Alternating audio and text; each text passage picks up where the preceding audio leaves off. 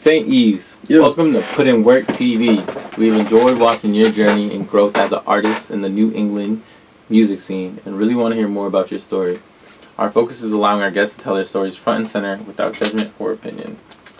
Talk to me, how did it all begin? Shit, what aspect of it? Boy, you talking about like the music, the photography, the podcast? What you want to know first? Wherever you feel like your story started. Definitely with the music then. Honestly, if you talking about like where did it really all begin, bro, I feel like, growing up when I was a kid, growing up in a single parent household, my mom was just always at work. So I was really like a real internet kid. You know what I mean? I was always on the computer, just always on like either Wikipedia, just like reading random ass shit, bro, learning about mad different shit. Or like being on World Star and just seeing like all these crazy videos. You know World Star is. We all know what it is, you feel me? It might have even really started for real with the music. It might have really started for real when I stole this iPod. And, that's when I finally had, like, the chance to really, like, download my music, you know what I mean? Because you grow up with your family, you be in the car, you listen to the radio and shit, you know what I mean? But now I got this iPod that, I stole from whoever the fuck I took it from, wherever I took it from.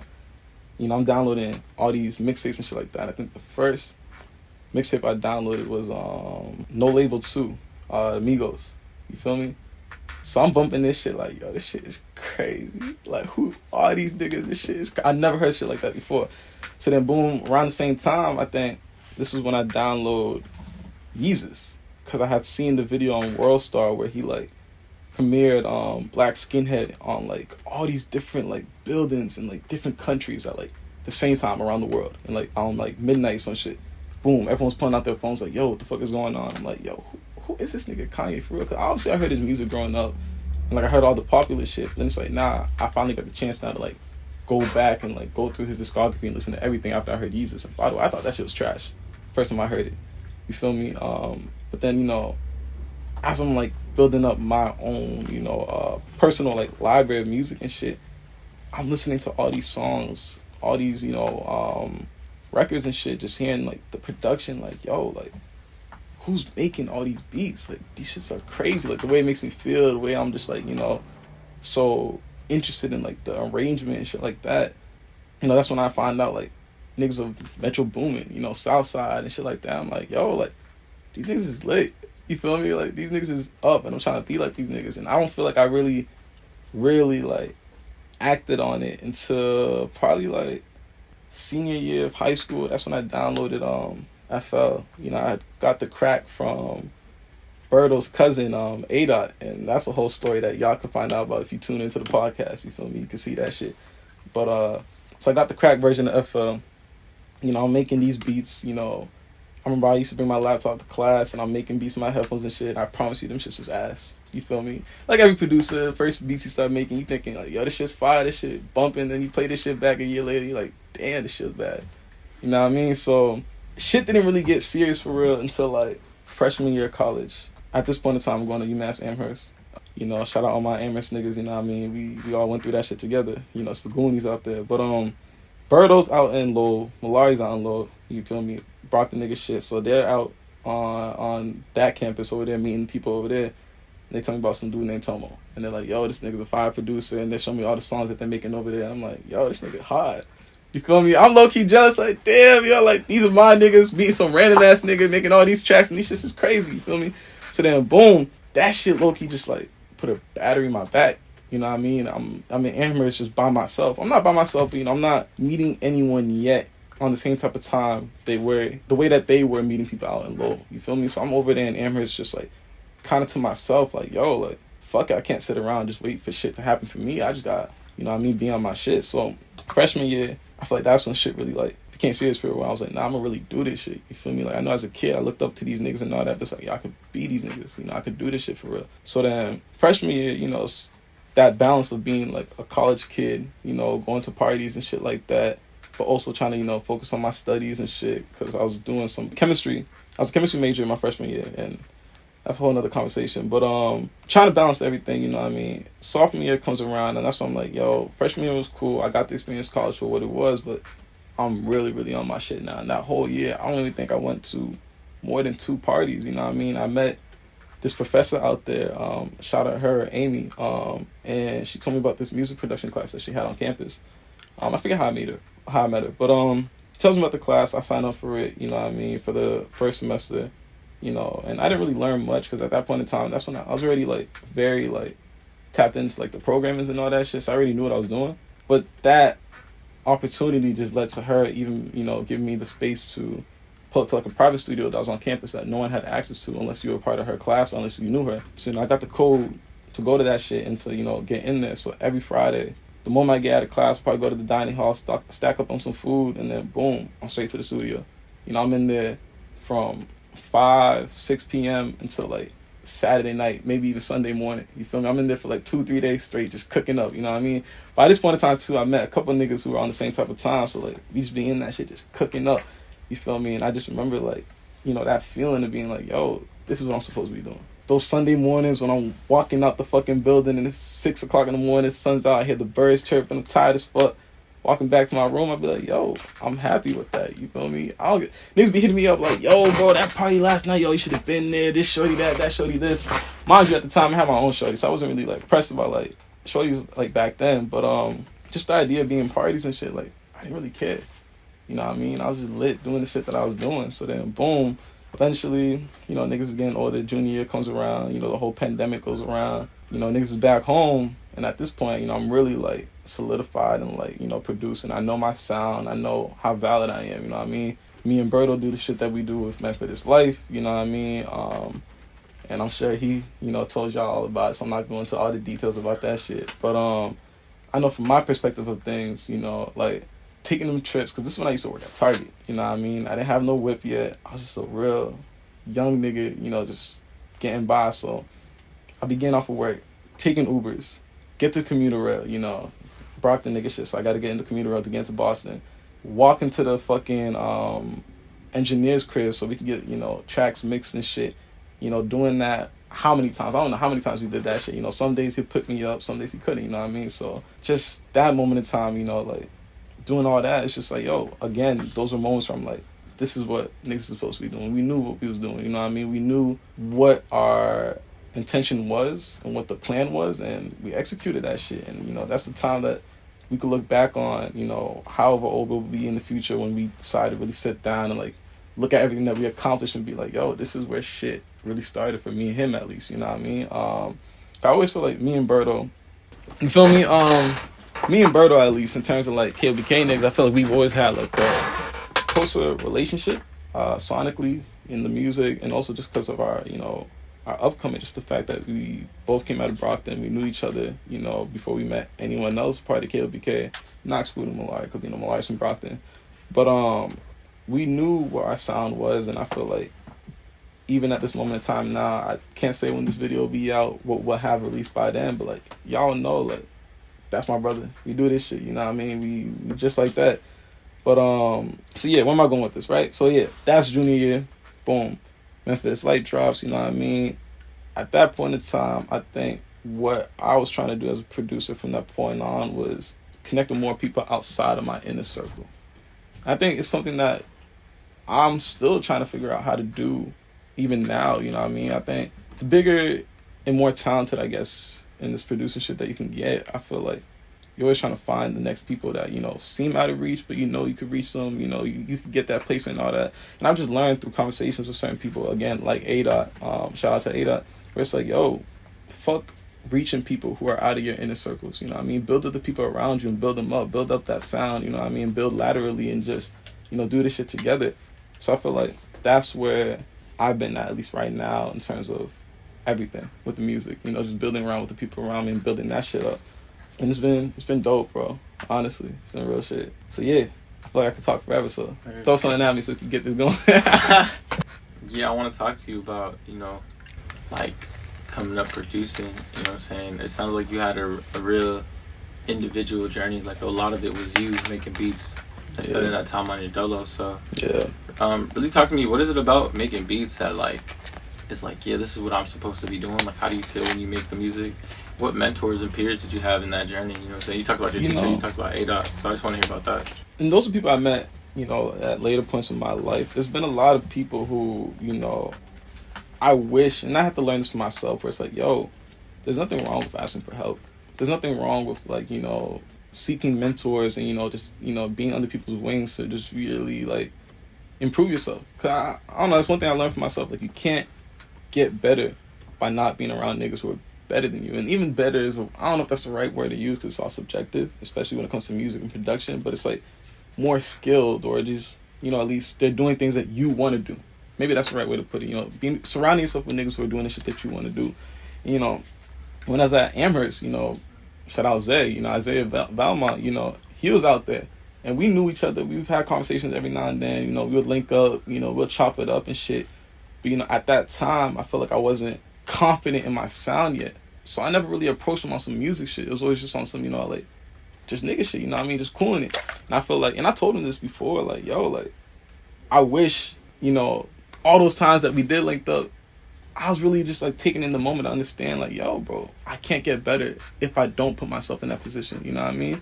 But honestly, I felt like, even now, though, still, I've always been one to kind of be on my own, you know, do shit dolo. I feel like I just focus better, you know what I mean? Because I'm a type of person, bro, I can sit there and listen to the same loop for an hour before I change anything, because, like, I just need that time to myself, you know what I mean? I don't really like to rush certain things, and I feel like when you're cooking up with a bunch of people, how many people in the room, you know, there's kind of like that pressure. It's like, oh, let me do some shit, or like, oh, I wouldn't do this, do that, and it's like, nigga, let me do it my way. You feel me? I want to do it my way, and then when I'm ready to present it to you and pass it on, we could do that. But in terms of, like, influences or anything like that, definitely, obviously Kanye, but truthfully, I don't even say, like, Pure Born. It's relatable. You know, him being, you know, first generation Caribbean kid, growing up where, I forget where he's from, you know, used to work at Target, you know what I mean? I used to work at Target. Nigga went to college, got his degree, you know what I mean? He really just grinded his way up, you feel me? He just made it happen for himself, being a regular ass nigga who made his name, you know, worth something, made his brand something. It's like, yo, like, how can I not follow that blueprint? You feel me? We really dead walking the same, you know, walks of life. And if he can do it, I can do that shit. And that's something that I've always carried for myself. It's like, yo, when it's all said and done, I want people to look at me and be like, yo, if he could do that shit, I could do that. Just because someone did this, you could do it. It's more so the fact that it's like, yo, recognize what people did and what they're doing and understand how they did it, rather than just thinking it's going to happen to you just because you want it. Nothing's going to come to you just because you want. You got to, you know, build, you got to plan, you got to have the blueprints and, you know, connect with the people around you. But yeah, that's honestly, like, probably the biggest inspiration for me. I was gonna say, like, what was it like working with A-Dot? Because A-Dot first gave you the crack, so I'm assuming you was there for, like, the funny thing is, at the time that I even got that, I hadn't met him, because that's Berto's cousin, you feel me? Roberto had access to him to, like, you know, like, get the crack version, and then he somehow eventually got that onto my computer. At this point in time, I don't even know how to do shit like that yet, you feel me? I'm not even, like, computer, like, savvy like that yet. But you know, eventually, full circle moment, I actually do get to meet. We never cooked up or anything like that. Every time we met up, it's always been kind of brief, because, you know, it's like some real, like, either we're doing the podcast or, like, you know, we're just talking in passing. But yeah, like, I've had the opportunity to, like, play in beats and shit like that. But every time we linked up, it's always just been some real, like, just real human interactions. You know what I mean? But yeah. So you're part of, you know, the group KOBK, the collective. You got the KOBK pants on right now. Yes, sir. Shout out to Tomo. What was that? I don't know if the word initiation is right, you feel me? Because, you know, you said... We're not a gang. We're not a gang. Ain't no initiation. What was that? What was it like? Just becoming a part of that? Yeah, because you said you was in Amherst and they were at Lowe's. Yeah. Yeah, what was honestly, that chemistry, and how does it feel to be in KOBK? How did it really all come about? I honestly don't remember the very first time. I feel like what I do remember is, like, the ASAP Mob show. You know, this is freshman year of college. ASAP Mob was pulling up to UMass Lowell, and they're on their tour because they had just dropped Cozy Tapes. So I remember me and my boy going up to Lowell. You know, we're going in for that experience. But I think that's one of the first times really where it's like I was around these niggas and it's like, yo, like, immediately I could see the relationship. I see the dynamic, how we all, you know, we're all our own people, but it's like we all still vibe with each other. You know what I mean? Like, and now it's just really like a brotherhood. You feel me? That's us. You know what I mean? Like, KVK shit for real. And it's kind of crazy. I gotta ask this nigga Tomo, like, yo, it's the first time we really, like, linked up for real, because I don't remember that shit. Like, you know, someone's just like, you're around someone so much, like, you can't remember certain things. Like, they just feel like they've always been there. Like, Tomo Dead just feels like he's always been, you know, there. You feel me? So, like, in terms of everyone else, it definitely came through Birdo, Malari, and Tomo. You feel me? I know for a fact. It might have even been like the summer actually where we was doing a photo shoot just on some like, nigga shit. We was trying to get some flicks for the gram, look, you know what I mean? Like get some pictures up and all that.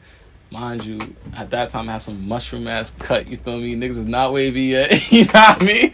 But that's part of life. But it's just funny to think how like life really comes like full circle, because like the first time we really linked up that I could recall and like having like that experience with these niggas is, like I said, the ASAP Mob show. We in the bathroom rolling up, smoking. I'm like, yo, these niggas is living life different. Niggas in the bathroom smoking, my nigga. Like, who does shit like that? Niggas in the elevator smoking, my niggas. What's wrong with these niggas? You feel me? Now it's like, to me, that's when I was kind of like realizing like what KLBK kind of like stood for. We're just a group of niggas who ain't following no rules. You feel me? We're not trying to fit into no one's, set definitions, anything. We're just us, and we don't give a fuck if you with it or not. You know what I mean? So, trying to think, really, like, there's been instances, too, where, like, they'll come up to Amherst during that year, and, they're coming up for Blackout, we're just building up that bond and shit. So, it's always just been, from my perspective of things, like, just real natural. You know what I mean? So, yeah. I know you take a lot of the flicks for KVK also, so talk to me about when you picked up a camera and how you fell in love with photography. So, camera, right? Boom. That shit came in to play. Definitely the pandemic, actually. It was around the pandemic. This is when, niggas is cooped up in the crib, and I'm trying to figure out how to extend myself, because, like, it's one thing to make beats and all that.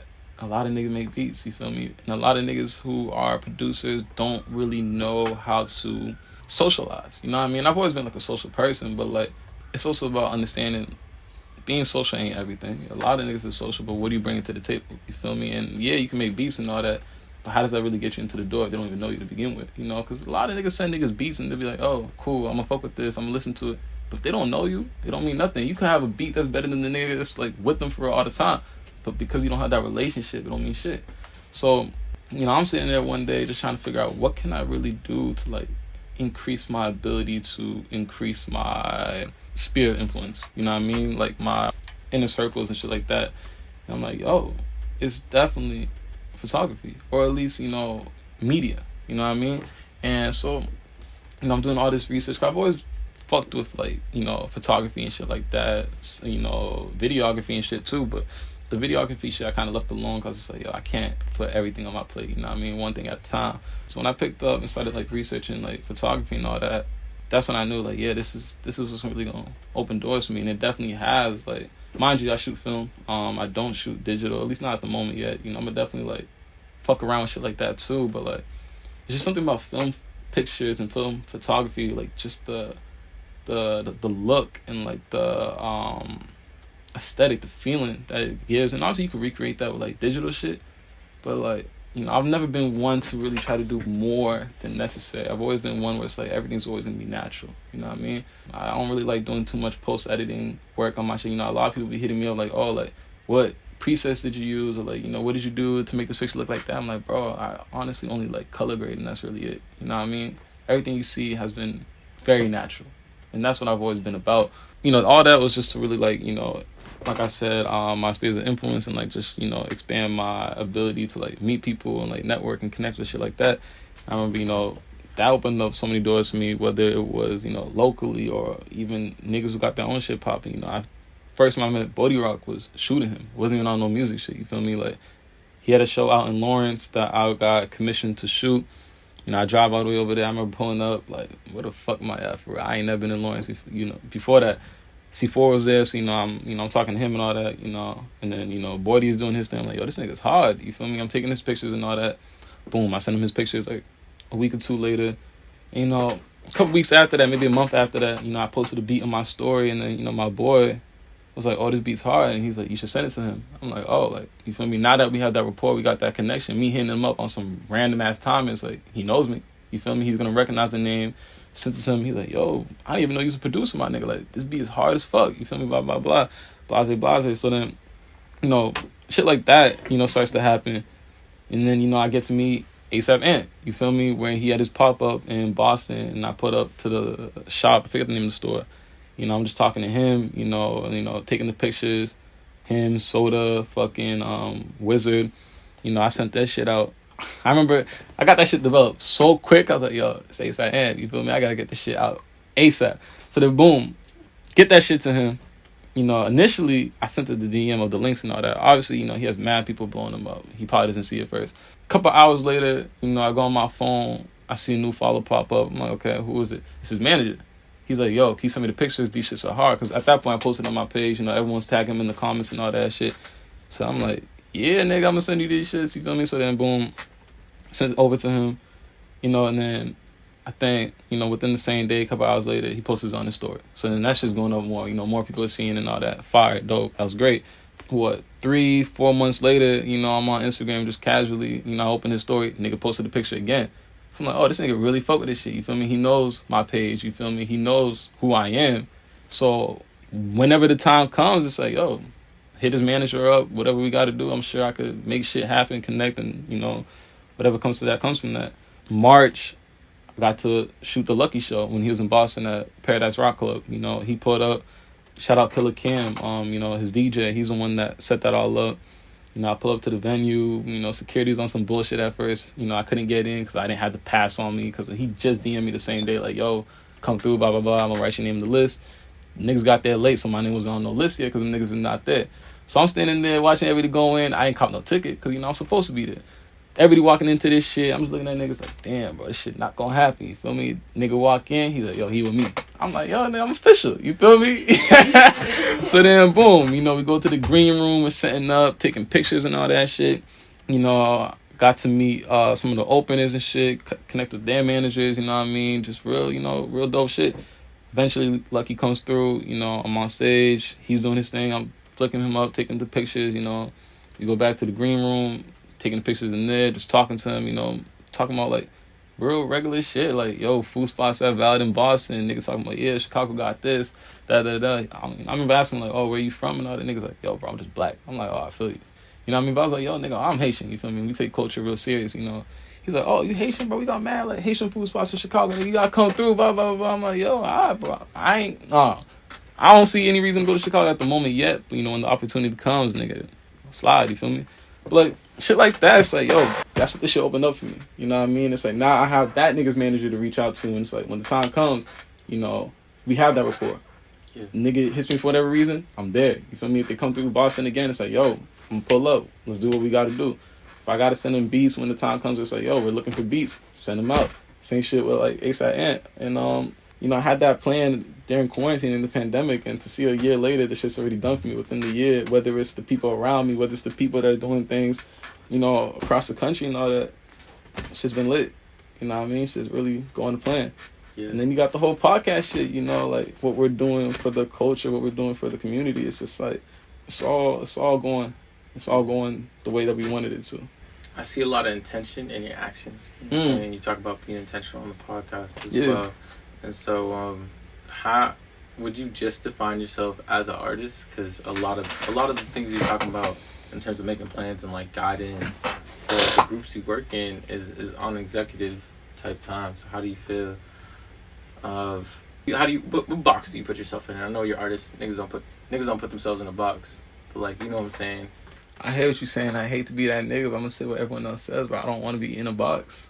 Yeah, I really don't. I just feel like there's not a thing in the world I just can't do if I don't dedicate the time to it. You know what I mean? And I may not be the best at it, but truthfully, I'd rather try 1,000,001 things and fail at 1,000,000 of them. But that one thing that I just picked up that I wasn't doing before, I got it. You know, I'm nice at that shit. You feel me? Yo, like, I never understood, you know, the fear of failure. Or, like, the fear of being bad. You know, being bad at something. Like, nigga, no. Unless you're a prodigy, unless you really like that, the majority of niggas who pick up some shit ain't gonna be nice at it immediately. You know what I mean? It's about putting in your 10,000 hours and building up, you know, your skills and, you know, getting like that. So when it comes to, like, what box I want to put myself in, I honestly couldn't even tell you, because who knows to say, who could say what St. Yves is doing 5 years from now? You feel me? Whether it's, you know, certain things I want to pick up, like DJing or, you know, clothing or, you know, videography and shit like that. It's like, yo, like, when you tackle on so many different things, how can you really put yourself in a box? You know what I mean? Mm-hmm. I think above anything, bro, I'm just a person. I'm just a person trying to really, you know, create a legacy and leave something behind. You know, put weight behind my name where it's like, yo, 20 years from now, 10 years from now, 5 years from now, however long, a kid could look at me and be like, yo, this is the nigga I want to, be like and one day be better than. Because how I felt growing up. All the niggas, like I told you, I looked up to. It's like, yo, shout out these niggas, but who's to say I can't do the shit that they're doing? And that's how the shit's supposed to be, to really get better, to really improve as people, especially in the black community. We should never want to be stagnant. We should be looking at the people who are doing things right now and being inspired to say, yo, shout out to you for creating this lane. I'm gonna take this opportunity that you created for me and take it higher. You feel me? So if you had like any words of advice for people that want to follow in your footsteps like you're talking about, what advice would you give people? Try everything, do the research you got to do your due diligence, you know what I mean? Like, you know how many records I've bought in? You feel me? How many times I go to the record store and I'm going through fucking all these vinyls of all these niggas who made music at one point in time that I've never even heard of. You know what I mean? It's like sitting there and going through these songs and listening to them. A lot of them be ass. You feel me? Let me not say ass because, again, that's all subjective. A lot of them, is not for me.